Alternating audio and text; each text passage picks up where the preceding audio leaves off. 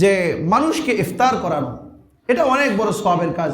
নবীজি সাল্লাল্লাহু আলাইহি ওয়াসাল্লাম এর ফজিলত বর্ণনা করেছেন যে যে ব্যক্তি রোজাদারকে ইফতার করাবে, যে পূর্ণ একটা রোজার সওয়াব আল্লাহ তাআলা তাকে দান করবেন। সুবহানাল্লাহ।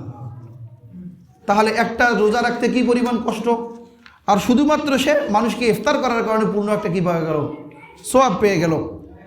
যে শুধু তাই না, নবী আলাইহিস সালাম বলেছেন ওয়ালা ইউনকাসু মিন উজুরিহিম শাইআ, যে রোজা রাখলো তার সওয়াব থেকে কোনো কিছুই কমতি করা হবে না।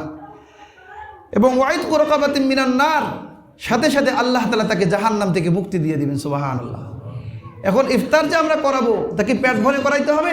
নবীজি বলেছেন যে কেউ যদি শুধুমাত্র মাসকাতে লাবান, যে এক চুমুক দুধ, আও তামরাতিন একটা খেজুর, আও শুরবাতান মিন মা এক গ্লাস পানি, এতটুকু দিয়েও যদি কাউকে ইফতার করায় তারপরেও আল্লাহ তাকে একটা পূর্ণ রোজার সওয়াব দান করবেন। সুবহানাল্লাহ।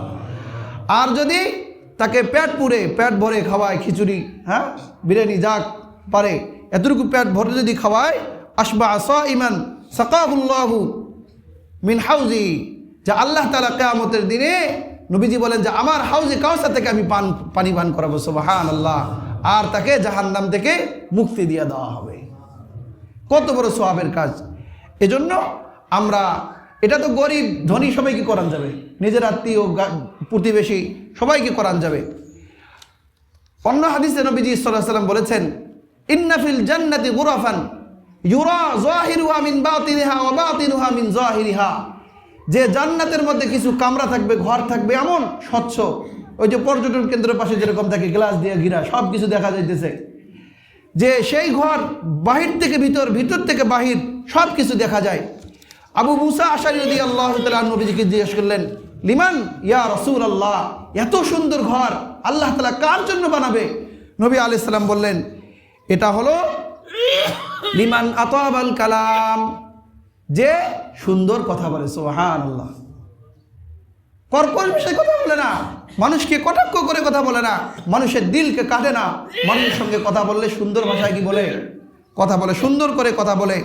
ওয়া আতআমাত তাআম, এবং মানুষকে খাবার খাওয়ায়। সুবহানাল্লাহ। ওয়া বাতা কাইমান ওয়ান নাসু নিয়াম, এবং দাঁড়িয়ে দাঁড়িয়ে রাত্রিতে নামাজ পড়ে, ওই সময় যখন মানুষ ঘুমিয়ে থাকে। কোন নামাজ? তাহাজ্জুদের নামাজ। তাহলে কত ফজিলতের কথা।